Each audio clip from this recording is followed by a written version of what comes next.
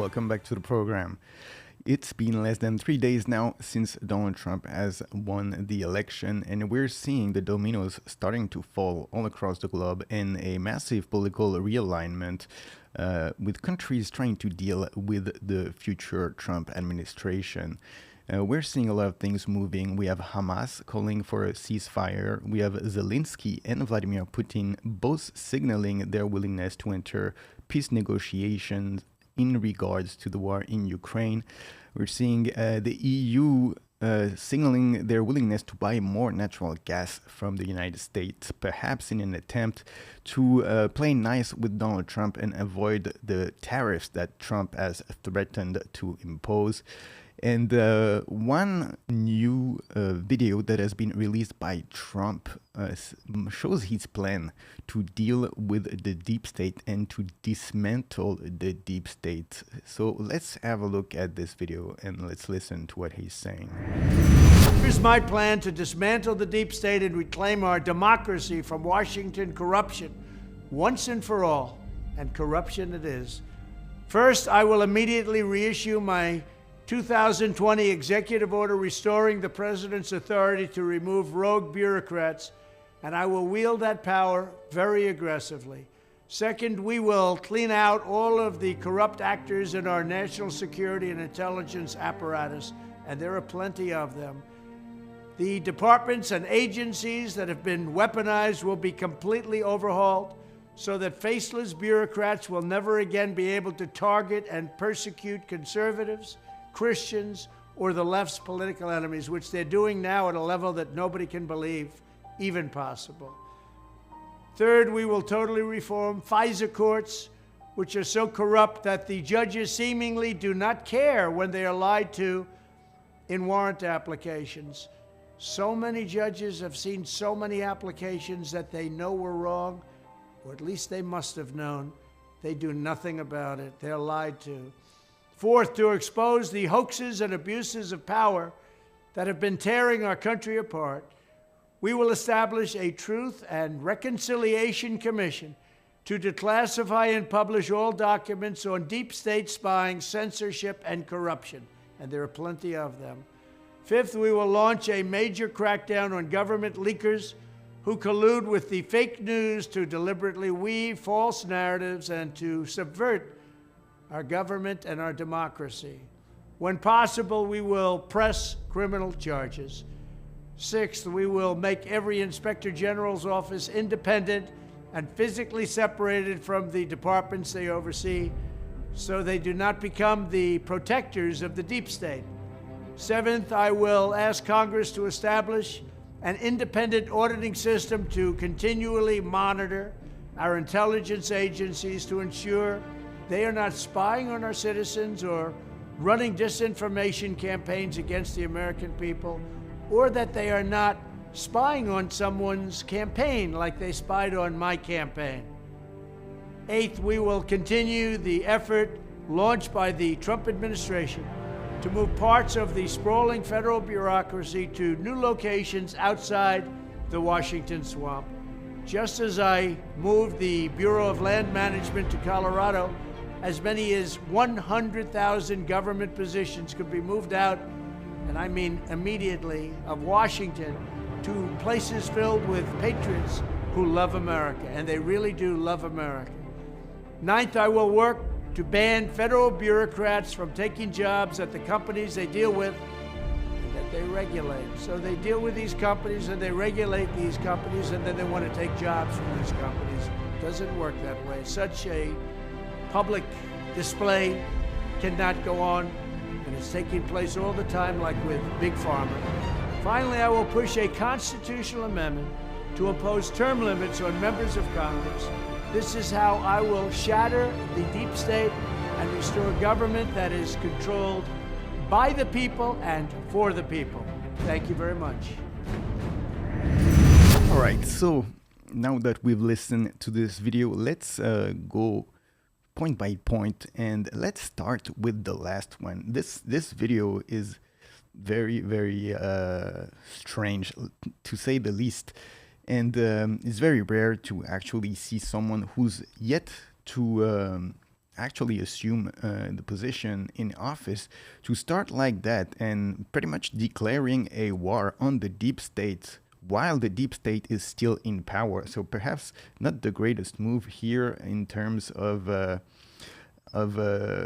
really execution for Donald Trump, because now these people are still in power until January, and now he's essentially saying that he's going to go all out to try to fight them while they're in power. So perhaps not the smartest move, but perhaps after this election, a move to trying to get public support ahead of a media campaign that's going to start very soon. That has probably already started a little bit, but the mainstream media right now is in a blaming mode. They're not yet attacking Trump. They are more blaming people on their side, trying to point the finger and say, whose fault is it that Kamala Harris did not win this election?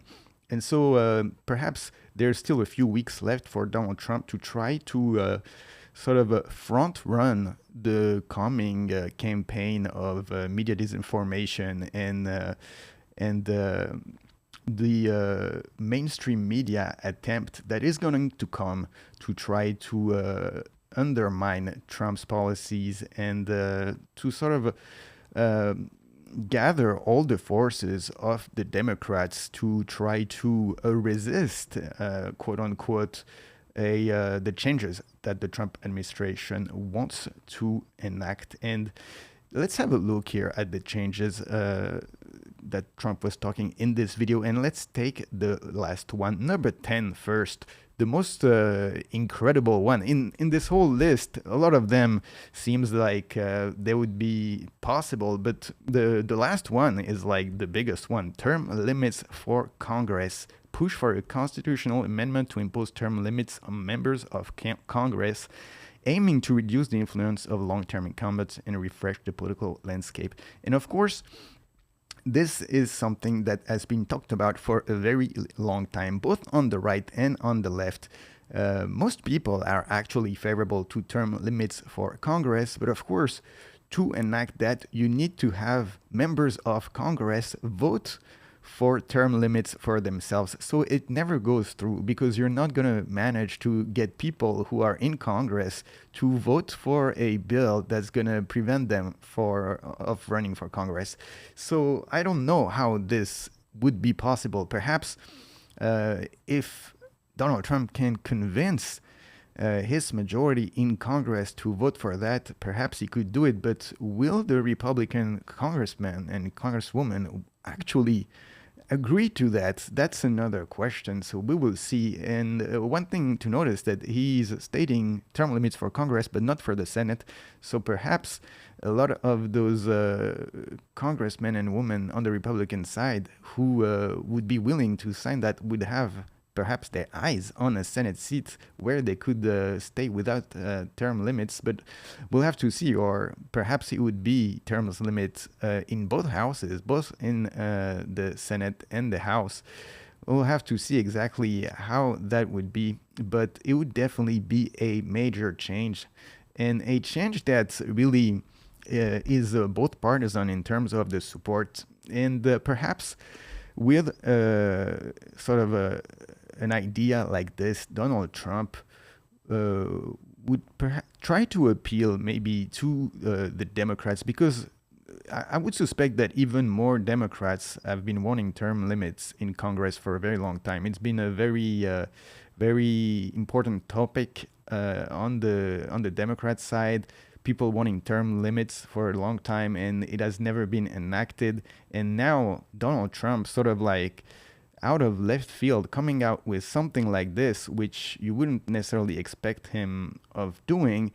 And while the left is sort of playing the blame game and now, really ostracizing half of the people who actually voted for Kamala, saying, oh, it's your fault. You didn't vote hard enough, or you didn't work hard enough for us to win this election.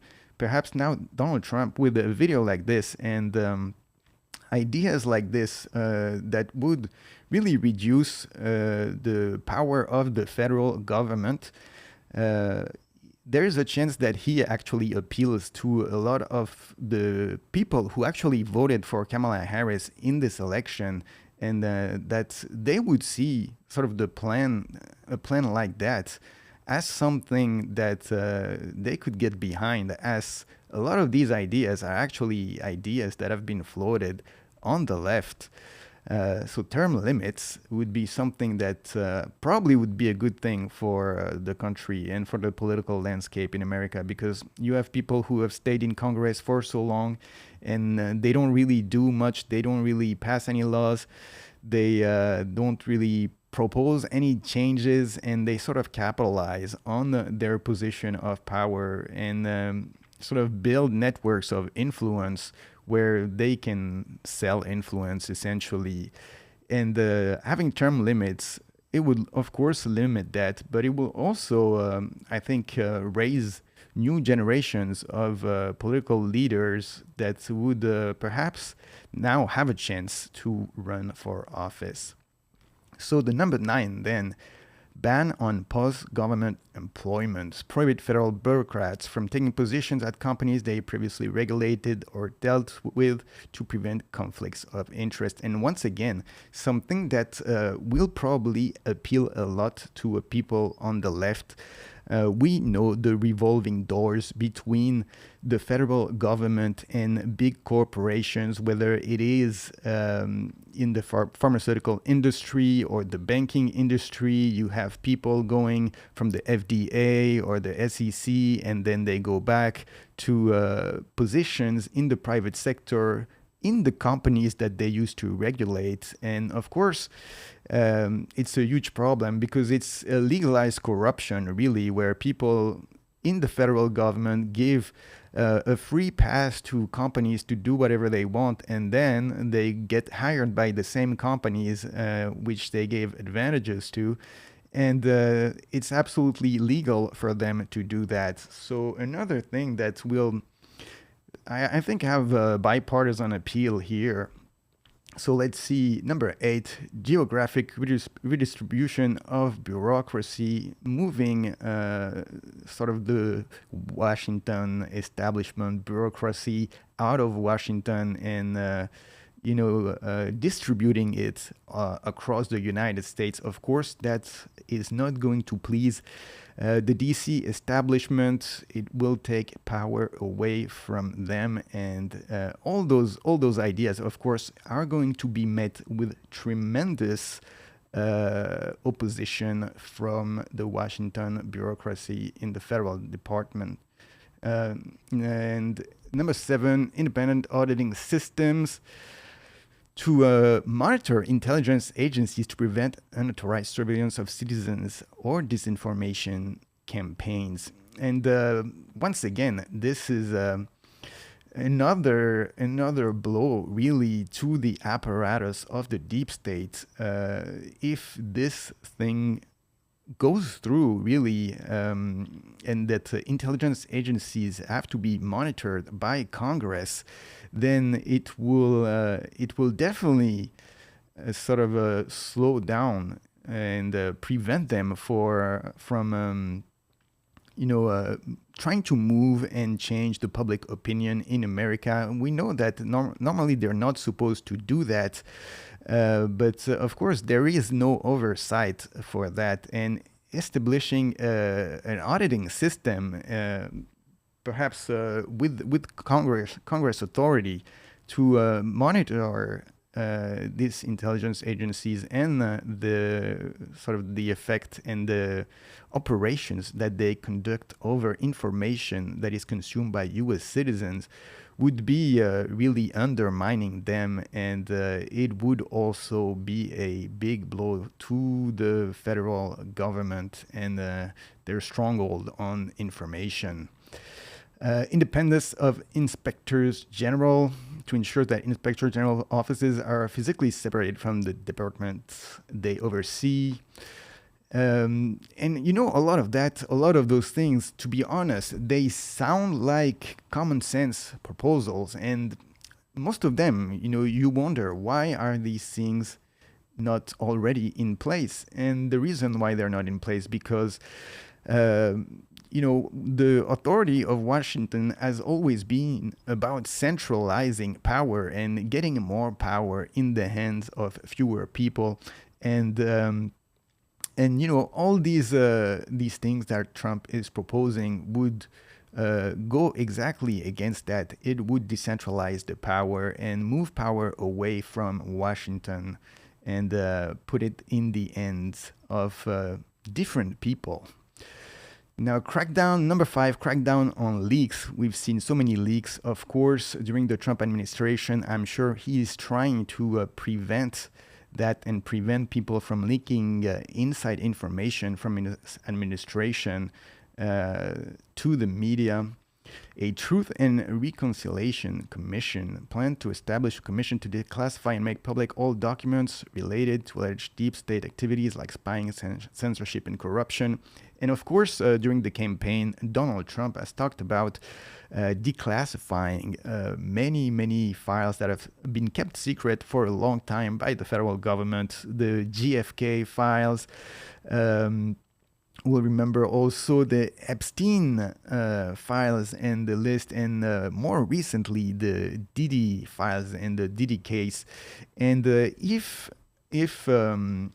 Donald Trump actually moves forward with that, I assume there's going to be a huge blowback to a lot of people, and especially when it comes to the Diddy tapes and the Epstein list. A lot of people in Hollywood, most of them who actually ended up supporting Kamala Harris at the last minute. And of course, perhaps the reason why you saw all those celebrities endorsing Kamala Harris a few days before the election, even as a few weeks before they were saying, oh, I will stay out of politics, and at the last minute they decided to endorse Kamala Harris. Perhaps this number 4, that is the reason for that. That is the reason why you saw all these celebrities, because they knew that Donald Trump intends to declassify a lot of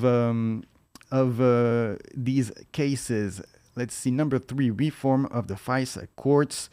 Now, of course, we'll remember the FISA court spying on the Trump campaign during the Obama administration before the 2016 election, where the Steele dossier that was ordered by Hillary Clinton was used as evidence for the FISA court to enable spying on the Trump campaign. And now Donald Trump sort of wanting to reform the FISA courts to prevent things like this from happening in the future. And of course, this would be a good thing.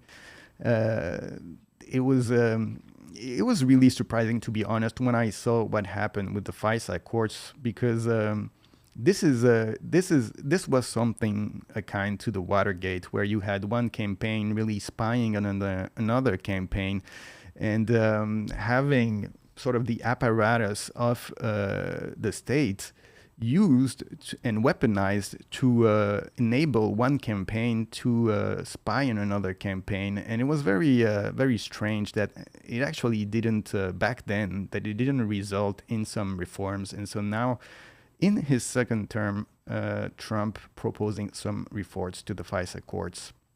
Number 2, overhauling national security and intelligence, removing individuals from national security and intelligence agencies who have engaged in corrupt practices. And I'm sure this will concern the 51 intelligence officers who swore that the Hunter Biden laptop was disinformation, when actually they all knew that it wasn't disinformation, that it was actually real, but still pretended to try to sway the election. And number 1, restoring presidential authority. Here, Trump intends to reissue the executive order from 2020, which would restore the president's authority to remove federal employees. So all over, a lot of ideas that would, if all of them were to be enacted, would absolutely deal a massive blow to the deep state and the Washington establishment. Now we'll have to see, of course, if Trump is going to be able to enact all this or any of this, or if things will happen in the meantime before this happen, and especially that number one, terms limits for Congress, because you have to think, the deep state is not going to go down without a fight. And if Trump decides to fight them in this frontal assault, then you can be sure that the deep state has a lot of power, and that they have a lot of ways to get back to Trump before he is in a position to actually enable those changes. So we'll have to see what happens. But of course, it's going to be some very interesting times from now until January, until Trump is actually put in office. A lot of things are going to happen, and we're going to see, I think, after this and in the next few weeks, as Trump unveils the ideas that he wants to implement when he will be in the White House, we're going to see a massive media campaign trying to undermine all the proposals that Trump is going to do, and it's going to be a lot of movement here in this political landscape. So make sure you join the channel, leave a like if you don't mind, and follow us also on Twitter if you're interested, if you want to see all this information in real time. And yes, make sure you subscribe to the channel. It's going to be a lot of interesting videos from now until Donald Trump gets sworn in. So thank you for watching, and I will see you on the next one. Hit me with that like, and sub to the channel. Hit me with that like, and click the effing bell. Click that little right. The algo recommends, for she gon' like. The algo knows you well. Hit me with that like, subscribe to the channel. Hit me with that like, and click the effing bell.